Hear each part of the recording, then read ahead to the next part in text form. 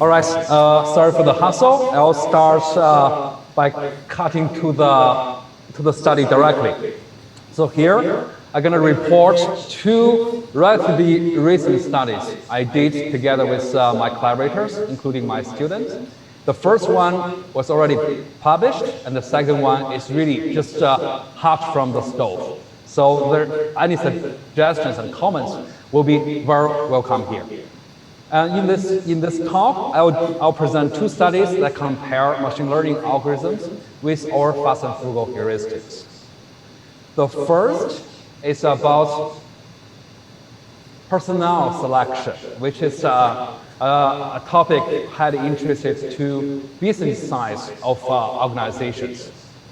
Assuming you want to hire a data analyst for your company, and it comes down to two candidates, A and B, and each candidate is evaluated by 3 Qs or criteria. The first is general mental ability, a fancy word for intelligence, and conscientiousness, one of the big 5 personalities, and interview performance.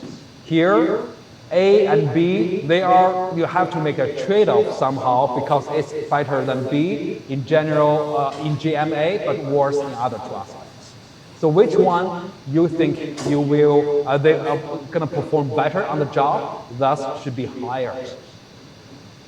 Of course, there are traditional compensatory models that can be used to solve this problem, like linear, logistic, or lasso regression. They are all different types of weighting and adding models, and the key idea is to give weights to different Qs and sum them up and compare. Okay? And here is our heuristic. The first one, called delta inference. It's a heuristic designed for pair comparison tasks, which means you have 2 candidates, you have to choose one, which one you're going to choose. And this is the theoretical work is done from this paper in 2014.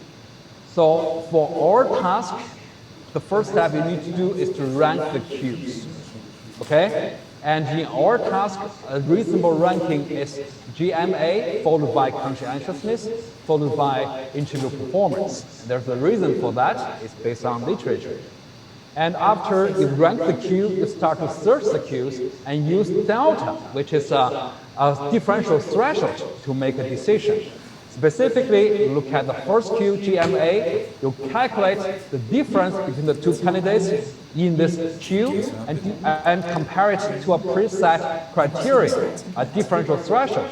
If it's larger than the threshold, you said, okay, I will choose the one that has a higher value on this Q. If it's equal or below the threshold, you say, I can now make a decision, I have to search another Q. Shenghua, your slides are not moving. Your slides are not advancing. We are blocked with the first one. Okay, I'm sorry about that. Yeah. Can you see the slides now? No, not yet. Try to move to the next one. The arrow? No. Is it working now? No. We have the Weird. cover, only the cover. We only have your cover.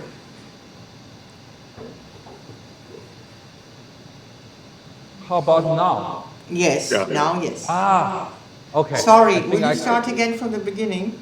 I clicked the wrong button. Sorry about that. Okay. Yeah. So this is, I will just quickly run through what I said before. It's a personal selection task. You have 2 candidates evaluated by 3 Qs, GMA, conscientiousness, and interview performance.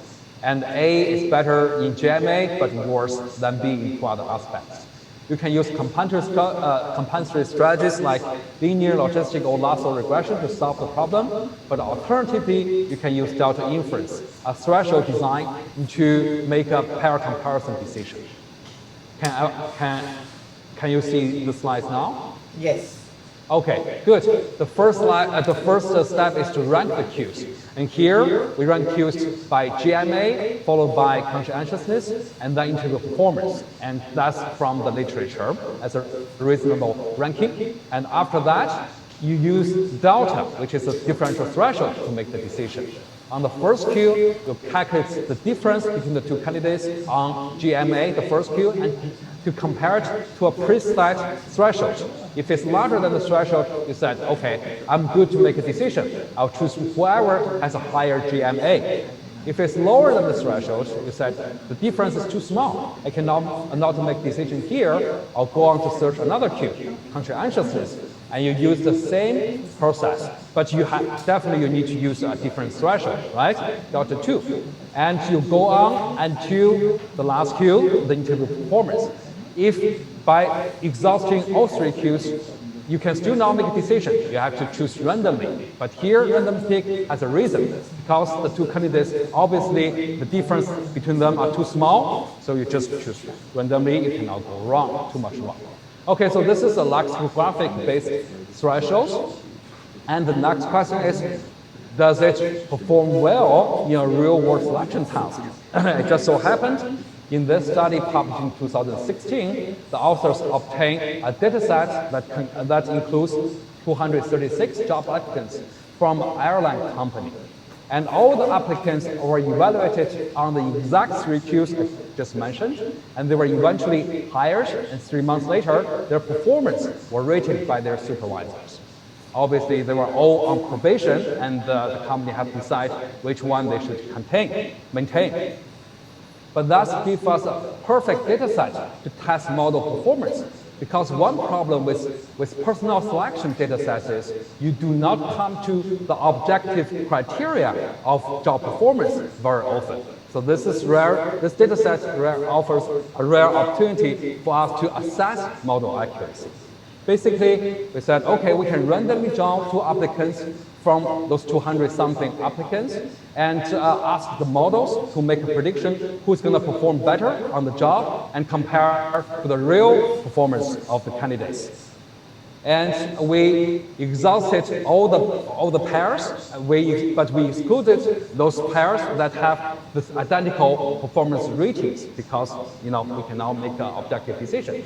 After that, more than 50,000 pairs were formed, and this is our database, and this database with more than 50,000 pairs. And in the database, we basically perform cross-validation. So for those of you who are not familiar with cross-validation, we draw a random sample size n and divide it into 2 parts, learning trial and testing trial. In the learning trial, we estimated model parameters. In the testing trial, we apply parameters and test accuracy. And we repeat the whole process many times, m times, and get a model's average prediction accuracy. And here, we started by comparing delta inference with logistic regression, because that's a reasonable model to apply in this context. And that's a 3-by-3 design, 3 sample size with 3 learning proportion. Sample size with n equals to 30, 100, and 1,000. 30 means very little learning in general, 100 means some kind of learning, 1,000 means lots of learning. And 50, 60, 80, that's just for tuning the parameters of the models. And for each condition, we randomly draw 10,000 samples. Okay, here are the results. When the sample size is really small, 30, the learning is quite rare, quite scarce. Delta inference is better than logistic regression across all learning proportion conditions. So one may say, okay, that means your heuristic performs better when the data is small. That's kind of a disadvantage for logistic regression. So let's see what happens when we have 100 sample size. Well, delta inference is still better. How about 1,000? It's still better. Okay, so regardless of the learning sample size or the learning proportion, delta inference is always better than logistic regression. In addition to that, because we did not apply any kind of regularization or penalty to logistic regression always searches all 3 queues before making a decision. But for delta inference, on average, it searches less than half of the queues. This is important to mention here, because for personal selection tasks, in order to get the Q values from the applicants, you have to administer tests. Intelligence, conscientious, personality test, or interview, right? They are all costly. If you can save time and money by not administer all the tests, that's going to be an advantage for the organization. And last, we compare the performance of delta inference with 3 other machine learning algorithms. And this is added one. It's not the main thing in your article, but we did it anyway. So the 3 algorithms are lasso regression, support vector machine, and random forest. And as you can see here, it's going to take some time to see, but I'll go through that with you. All 3 algorithms do not perform better than delta inference. Actually, they do not even perform better than logistic regression. When the data set is small, 30, is worse than logistic regression, and when it's increased to 100, it's still worse. Only when it's increased to 1,000, lasso regression starts to perform roughly at the same level as logistic regression, but both of them are still worse than delta inference. Okay, so a quick summary.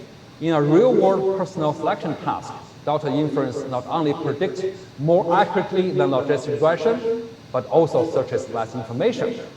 That means delta inference dominates in terms of performance on logistic regression. And compared to logistic regression, delta inference performs better when learning opportunities are more scarce. That means there's higher level of uncertainty in the task. And with a small data set for ours in terms of volume and number of features, compared to big data sets, it's really small. Machine learning algorithms do not perform well, and probably that's because they are not good fit for such problems. And as I said before, this is already published. If you want to find more results and more discussion, please read our paper. Okay, and the second task I want to talk about is long decision. And this is, I'm going to spend more time talking about this because it's fairly new. Long decisions are very important to the business of a bank because that's their bloodline, right? They get your money and they loan the money to borrowers, and they make money by taking the difference in terms of the interest rate. And it just so happened, a part-time student of mine, her name is also Jing, and she's working at the ICBC, the Industrial and Commercial Bank of China, one of the largest banks in the whole world. And part of her job is to decide on loan applications from small to medium-sized companies. And she came to me and asked whether she could do a project with me. I said, okay, how about we do something close to your line of work? And in the whole last summer, she spent the whole summer gathering this data set. She reviewed the application records from her bank and found 17 relevant cues for the loan decision, including lots of terms that I was definitely not familiar with: credit rating, savings to loan ratio, security type, company size, and so on and so forth, right? After getting those 17 relevant cues, she selected 411 companies whose applications were actually approved. That's because those companies, they have better records. Also, those are the companies, they can find out whether they repay the loan successfully or they defaulted. And ask her to sample roughly, equally for the 2 types of outcomes. So in the final sample, we have 214 repay loans successfully and 197 defaulted. The actual default rate for Chinese bank is much smaller. Okay, if you believe the government, it's around 5 to 10%, but the actual rate is probably higher, but it's definitely lower than 50%. Okay, after she get those data and form this nice data set, the first thing I asked her to do is to do a small experiment on her colleagues. And she asked 19 of her colleagues as participants, and all of them are with at least 5 years of experience in making loan decisions. And on average, they had 10 years of experience. And each participant saw 20 randomly selected profiles from the database and decide on each whether to approve the loan. And we can compare their decisions with the actual outcome to assess their decision-making performance. So each profile consisted of the 17 cues with the missing true values marked. Before I talk about the results, I want to talk briefly some signal detection theory stuff. For those of you, I'm sure that you know this already. And here, this is the type of decision they're facing. You can either approve or reject a loan. And the companies, they were either successful in the end or they're gonna default, but you didn't know at the time. Okay, there are 2 by 2, 4 different outcomes, and you can make 2 types of errors. The first one is called miss. If the company is good, they would have paid the loan successfully, but you reject them, right? It's gonna be a missed opportunity.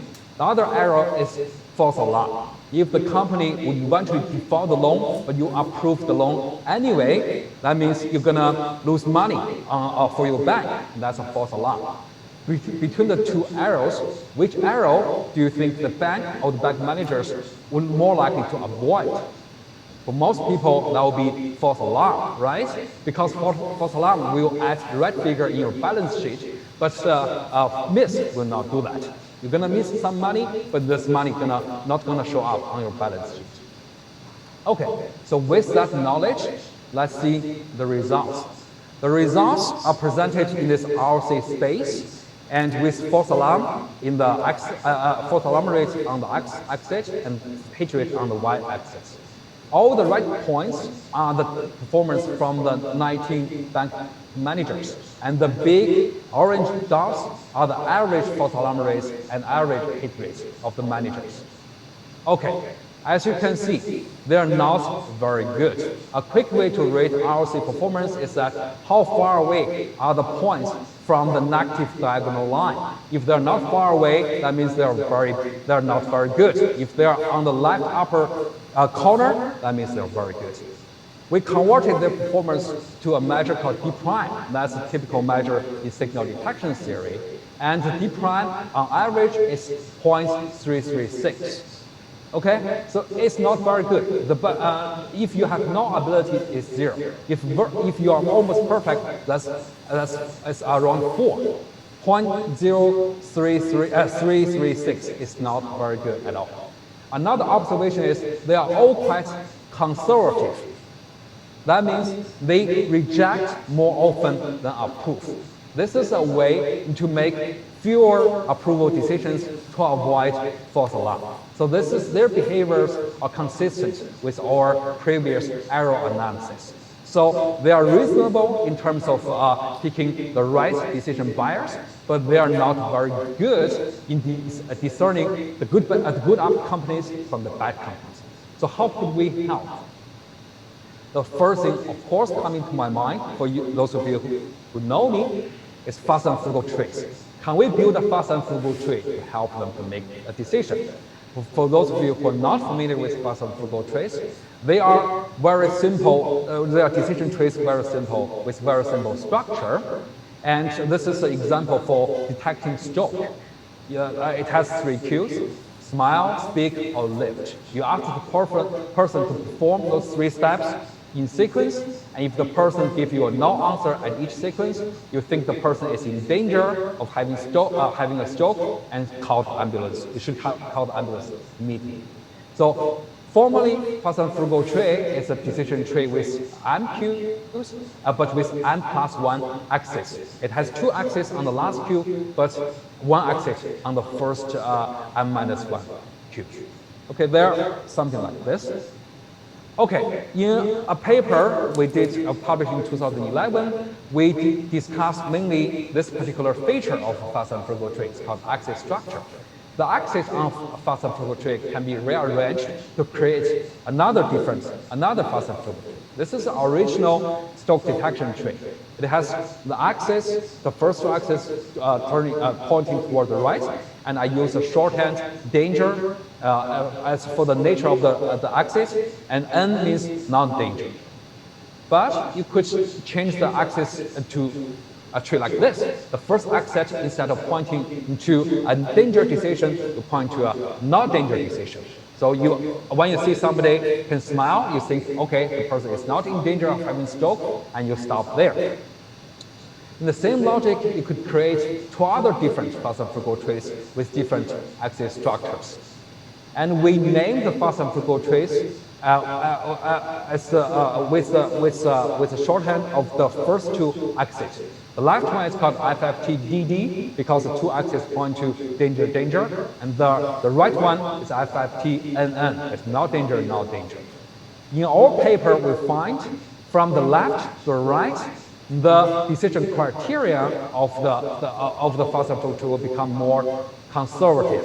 That means they will start to say it's become harder and harder for them to say danger, right? Okay, the first one, the left one is very easy for you to make a danger decision, and the rightmost one, the FFT-NN, is kind of more very difficult to make the danger decision. Okay. With that knowledge, let's talk about a potential fast-and-frugal tree for the long decision. This is a hypothetical one composed of 3 Qs. The first one is saving to loan ratio. If it's lower than 5%, you think the company is a high risk. The implication is you should not approve the loan. If it's above or equal 5%, you check the second Q, which is the security type. You know which kind of security the company gave to you for getting the loan. If it's tangible assets or with a guarantor, it's a low risk. If it's futures or credits, you check the third Q, which is years of applied loan. If it's larger than 1 year, more than 1 year, you think it's potentially high risk. If it's lower than 1 year, it's low risk. Okay, by our nomenclature, and this fast-and-frugal tree will be FFT HL because the first axis towards high risk and the second axis pointing toward low risk. Okay, this is a potential hypothetical fast-and-frugal tree. And then we start to start building the fast-and-frugal tree for a data set. First of all, we did not consider 4 Qs with too many missing values. Then we conducted for cross-validation with 20, 50, and 90% of learning. And under each cross-validation for each sample size, we start with m equals to 2, with only, that means 2 Q fast-and-frugal tree. And in each learning sample, we order the Qs by their D prime, the measure in signal detection theory for a Q's accuracy, and we choose the top m Qs. And we calculate in the testing sample the hit rate and false alarm rate of each fast-and-frugal tree with a different axis structure. So basically, the only free parameter you need to estimate to construct a fast-and-frugal tree in our way is the order of the Qs. Which one you're going to choose to put in the fast-and-frugal tree.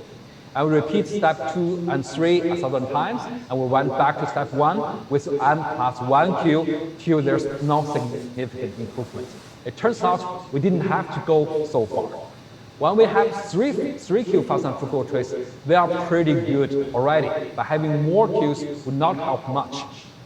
Here are the 4 3 Q fast-and-frugal trees. As you can see here, LL, that means two axes towards low risk, low risk. That's a fast-and-frugal tree with the most liberal criteria. It's higher on the top, and HH is the most conservative tree because it's in the lower parts of the RC curve. Okay, so just going back to our analysis of the decision errors and also the behavior of our participants, they want to make conservative decisions, right? Because they want to avoid the false alarms. And in our case, we think FFT-HL has the most reasonable decision bias. They should be the decision tree preferred by the banks and bank managers. And so under 50% of learning, the D prime of this tree is 1.78, not bad. And we did another thing. After we constructed this fast-and-frugal trees, we go back, inspected all the Qs, and we found there's one Q very interesting, this credit rating Q. It has a false alarm rate of 0. It's only 28 companies have a credit rating lower than A, and they all defaulted in the end. So this is a perfect Q to use at the first Q for rejection. And so the only axis, we put it in the first Q, and the only axis we allow it to do is to make a high-risk decision. As you can see, by comparing the 3Q FFTs with this 4Q FFT, the 4 FFTs have identical hit rates, but lower false alarm rates because this particular, first Q.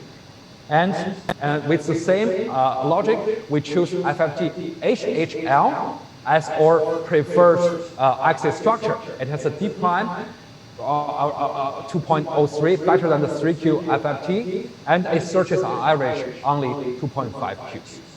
So here is our recommendation. After all this construction process, we're going to recommend this fast-and-frugal tree to the bank managers to make the loan decision. The first one is credit rating. If the company has a rating lower than A, it's considered high risk.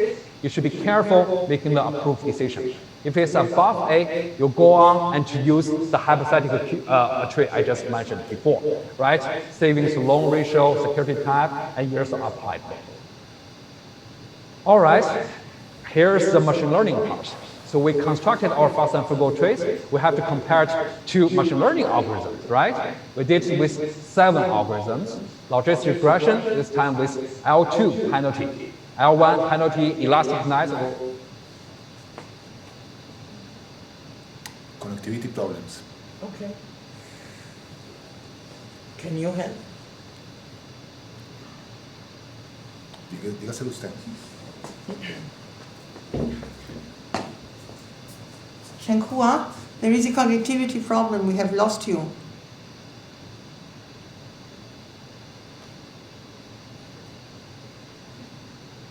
Shabnam, write that. Escriban. Yes. He has to re-enter. You have to reboot, I think. There again. Yeah. Hello? Hello? You're back. I'm back. I'm sorry. I don't know what happened. Okay. Sorry about the interruption. So, sometimes this happens in China. We were in with the list. Okay, can everybody still see the slide? Yes. Yeah. Okay, good. So first, the first result is most of the machine learning algorithms, they're not biased. They're fairly neutral. And in terms of D prime, they're around the same level, but it's harder to see here. Here is the more direct comparison, right? So on the right side, on the rightmost side is our recommended fast-and-frugal tree. Basically, it's very robust. It doesn't matter whether the learning sample, a learning proportion is 20, 50, or 90%. It has roughly the same performance. And when the learning sample size, the learning proportion is not 90%, which is very high, it has the best performance in terms of D prime.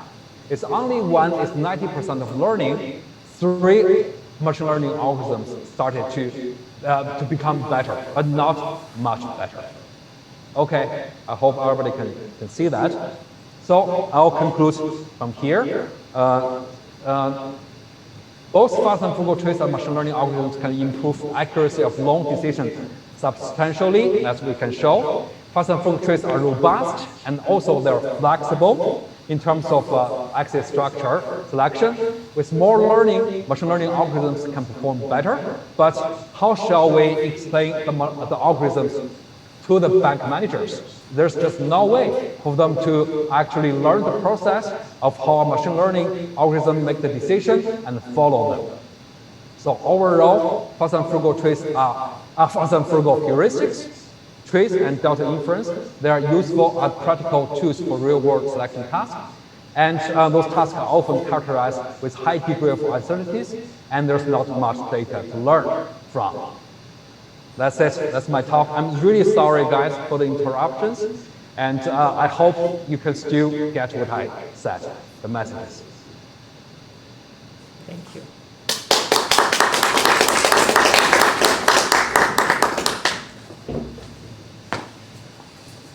Thank you. Before we go to the questions, could you put the list? There was one slide with a list of models that you tested. And then there was interrupted, this one. Yeah. I have not checked how good was naive Bayes compared to the others. For that, I'm sorry to report, Laura, I deliberately looked at naive Bayes. It has, among the 7 algorithms, it has, 4 data sets, it has the worst performance. We don't believe it. when the sample size is small, like 20%, as you can see from this figure, it did perform better, let's see, than cart and random forest. Right? Pretty much the same with KNN. Okay. But when the sample size increases, it becomes worse. Actually, I ordered the algorithms by their performance under 90% learning proportion. Okay, so logistic regression with L2 penalty is the best, followed by neural network, KN, so on and so forth. So, and you are right. I'm sorry, I took it back a little bit. When the learning sample size is learning proportion is not so big, naive Bayes is not so bad. Okay. Thank you. Very, very interesting. So this is in the second paper that is not out yet? It's really fresh. We haven't even written a single word on it yet. I just get the dates and the results 2 days ago from my students. All right. Thank you. So the field is open to questions. Ulrich? Yeah, I have a question, Shenghua. Thank you for this Hey, presentation. Hi, Shenghua. How are you? Okay, so my question. The fast and frugal tree is a simple tree. And my question is about dichotomous versus dichotomized queues. So it is simple because you only have these yes-no answers to these Q questions. But one of these Q questions then was the loan ratio, and 5% was the threshold. And of course, the 5% is a simple yes-no, above or below threshold. But why 5? Why not 5.5? It reminds me of this discussion about the significance level. So is this God-given? Or to reformulate the question, how much complexity is hidden behind what is sold as simple? Okay, that's a very good question, Ulrich. And let's just actually. Sorry for being I just read before before my talk. I read Ger's message sent to the Zoom everybody in the Zoom conference, right? It's this, what's the name? I cannot remember. It's a hybrid. We use expert input in terms of dichotomization of the queues. We did not do it from data.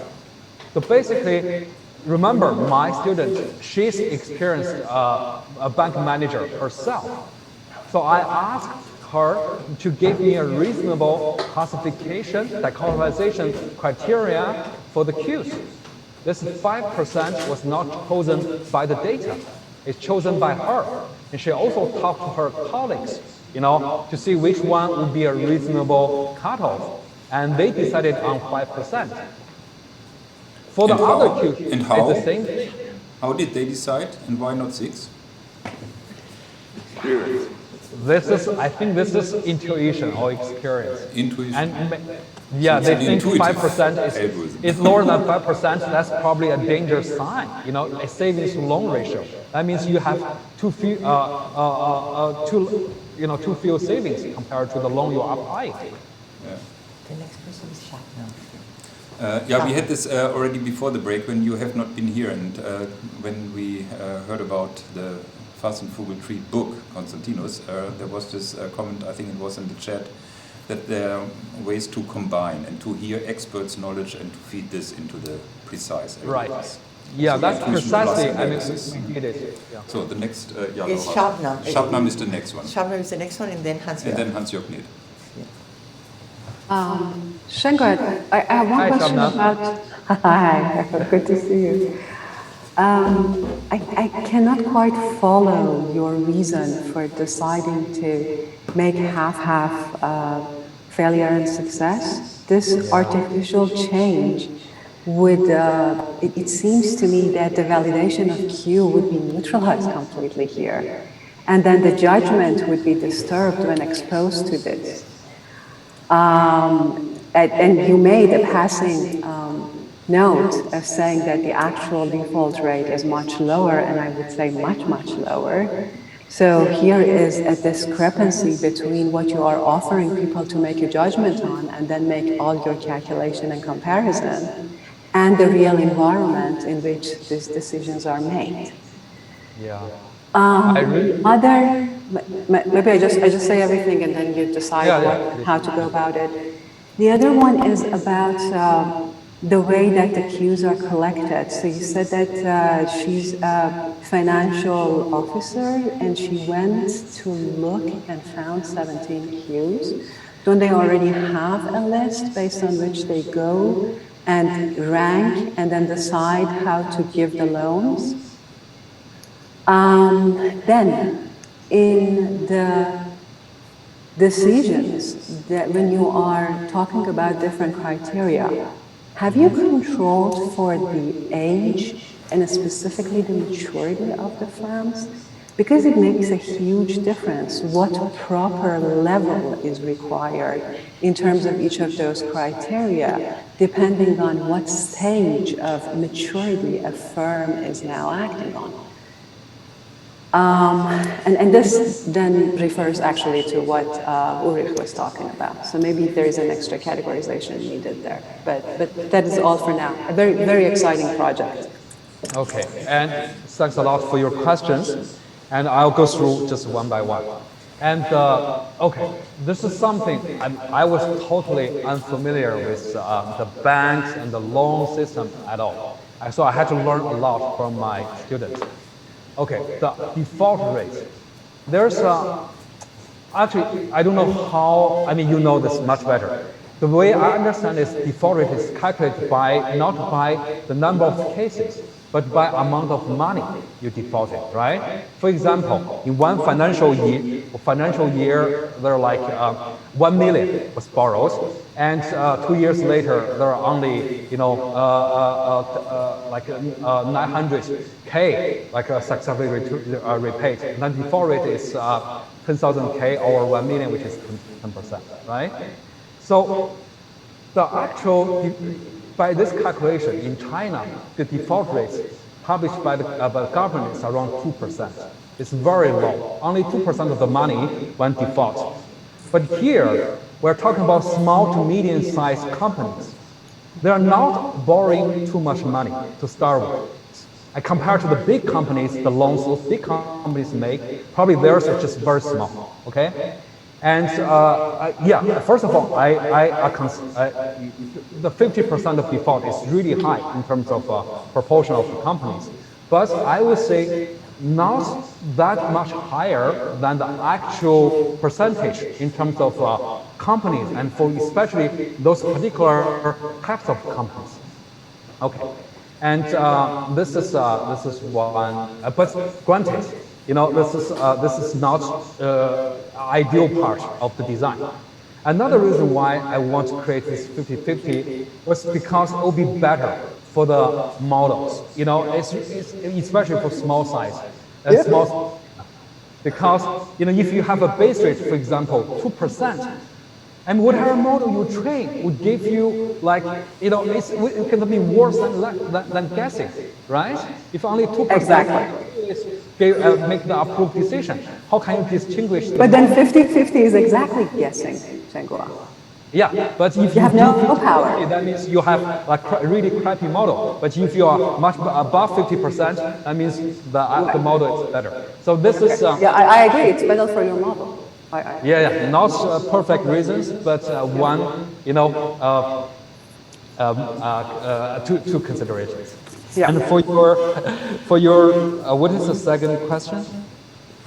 It was just about how she decided about these 17 cues. It seemed like you suggested that she was searching for them, whereas I think they're existing. Yeah. Okay, so she dig out all those. I mean, all the applications, they are in paper materials, right?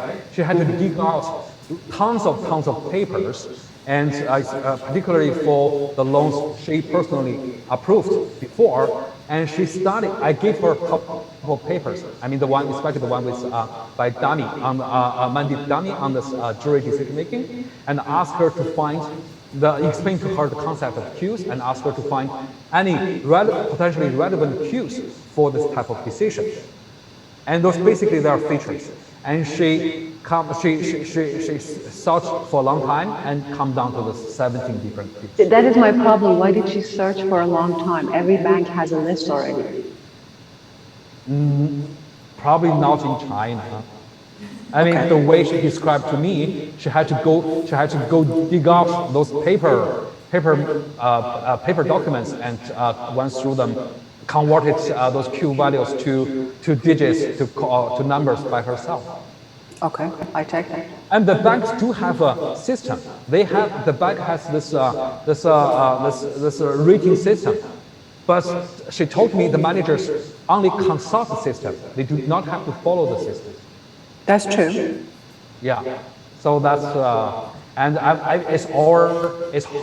it's our hope and her hope that the fast-and-frugal trees we discover would beat that system. So Okay, I add one thing to it. When you make a loan decision, you are treating them as if they are all equal in terms of the cost for the person who receives the loan. Whereas the risk is actually embedded in the interest and the down payment you're requesting from them, or the liabilities that you are accounting for. Again, that would be another very important controlling. okay, I'll take a note on that. Yeah. I stop here, and thank you. Thanks a lot for the valuable. That's really from an expert. Hi, Shenghua. Hey, Hans. Great to see you. Thanks for an exciting presentation, and thanks for your work on both the fast-and-frugal tree work and the delta rule. And as you know, I'm a big fan. One thing, so my question is a bit almost metaphysical, but as far as I see, there's kind of two types of trees, and one of them, and I think the two trees you showed here, they model people's decisions. And then there's another type of tree that kind of can model objective states or things out there in the world. I was a bit surprised that the trees in the first paper on the personnel decisions, they seemed, or the delta rule tree there, seemed outrageously good, essentially. And some of the machine learning models, support vector machines and random forest, seemed quite bad, which I suspect may depend on parameterization a bit. But what I'm wondering is could it be that trees perform better, or these simple rules generally perform better when they model people's decisions, rather than things out there in the world? Is that something you would agree with, or? Okay. Do you want me to reply now? Or? Yes. Yeah. Well, if you can. Okay. Good. I don't know the answer. I went through the talk too quickly. So both of them are not models of people. They're models of the world, actually. So this is the delta inference paper, and we model the delta inference and machine learning algorithms on the real-world selection task. There's nothing, I mean, we have 3 studies, and this is study 1, and the study 1 has nothing to do with human participants, but I'll talk about human side. So this one, they're not, I mean, the delta inference, if you look at the y-axis, actually all algorithms suck here. They're really bad. The best performance achieved by delta inference is around 63% accuracy. It's really, really bad. Okay? And that's exact, in our argument, the situation where heuristics should be preferred, because that's a task with lots of uncertainty. There's no good model to help you to choose the right person to hire. This is an age-old problem in organizational psychology. Nobody can solve it because there are lots of reasons, right? There are no reliable cues for you to do this, and also people change. We're basically predicting people. The person you hire at the moment could be good, but 5 years later, the person could encounter lots of things in her life, right? Nobody can predict this. Okay, so they are not outrageously good at all. And for your model comparison part, actually I was suspicious of the results. So I asked 2 independent programmers One of them is actually Leo student. And to program those three algorithms, lasso, regression, SVM, and random forest, to double check the results. And probably it's just the nature of our data. It only has 3 queues, right? It's really difficult. It's not the best arena for machine learning algorithms to perform really well. And in general, for the next one, the bank, the data set is not big either, right? It only has 400 cases, and with 17 queues, it's not in favor of machine learning algorithms, not for big data algorithms. And that's probably the reason why fast-and-frugal trees could perform relatively better there. In theory, I could continue to ask my students to gather more and more data, but it has to stop at some point, and so we stop at 400 something. Yeah, but one thing I believe, there are 2 things I would say I currently hold strong belief in. First of all, fast-and-frugal heuristics are better dealing with tasks with high uncertainty. That means the best model couldn't help you much, and like in our personal selection task. And they are robust, and they are simple, and they have advantage. The second, I think everybody pretty much everybody knows here, with relatively small learning experience or less learning experience, right? There's the data set itself is not so big. You don't have much experience to learn, but you have to apply whatever you learn quickly to solve real-world problems, and that's another situation where fast-and-frugal trees can help. With enough data, you can, complicate your model to build more sophisticated models, but that takes time. Okay, thanks. So there's a question in the chat as well. Can you see this? So did you look into the differences between your training set and the application that were rejected and hence could not become part of your training set? Is it the case that fast-and-frugal trees are by design a way to enhance decisions when the experts are in doubt, but not in other cases? The question is about fast-and-frugal tree, right? So let me repeat the first part. Did you look into the differences between your training set and the applications that were rejected and hence could not become part of your training set? So the idea is that I think some of the decisions would not make it into your training set, but my guess is, the question is, do you have them still, or was your training set only on the positive decisions? My guess is you would have. I don't quite understand. If it's for the bank, all those banks, they are, all the companies in our data set, they were given approval to have the loan, and then eventually we also checked whether they repaid the loan successfully. So half of them did not do that, and half of them did. And in our training site, we just randomly sample. Yeah. Okay. May I? Can you hear me? But this is maybe this is a related question. I don't know if you guys realize this. In both of my studies, there's a deficiency in the data. It's probably part of the problem of the task. For the personal selection, we would never know what happened to those people who are not admitted, who are not given the probation to trial, right? We can only have the results for those people who are admitted to the company. And for the bank data, we do not have those company data that were rejected for the loan. We only have the companies with successful loan application, and eventually we trace whether it went bad or successful. So this is a classic problem pointed out by Robin Holgars. It's a wicked environment with partial feedback.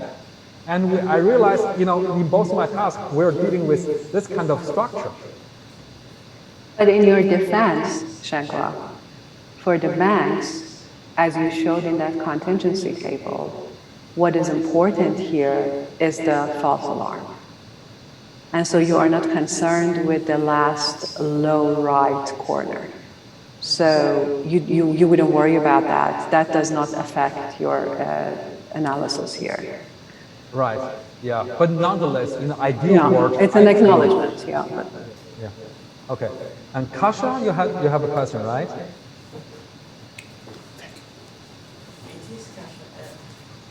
This was actually my question. You have just answered. Thank you. All right.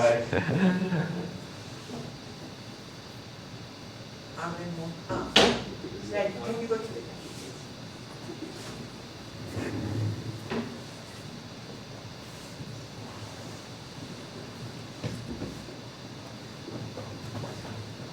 Is there any other question, or I'm holding you guys back from lunch? Is that all right? Hi, first of all, thank you for sending me the slides. Actually, I'm the person who wrote it beforehand. Hi, And, hi, Professor Hilbert. I'm Sven, hello. Well, actually, I got I got plenty of questions, but two that I wanted to ask you right now is, the first one is actually for the performance in the first study where you had only 3 Qs. Did you look into the hyperparameter tuning? Because usually, like when you do a random forest, obviously, you do the split variable selection, which is by default 1 out of 3, which means that actually you would only use 1 Q per tree, which would make it just bagging. And did you look into that? Yeah. Actually, for all three algorithms, one program in R, the other program in Python, right? Because I wanted to compare to make sure I didn't get the results bad because they perform really, really bad, as you can see here. And initially, both of my programmers gave me really bad performance. I was wondering why they're so bad. So they went back and they started to tune the super parameters. Yeah. And they used the default parameters of those algorithms, and they gave bad performance.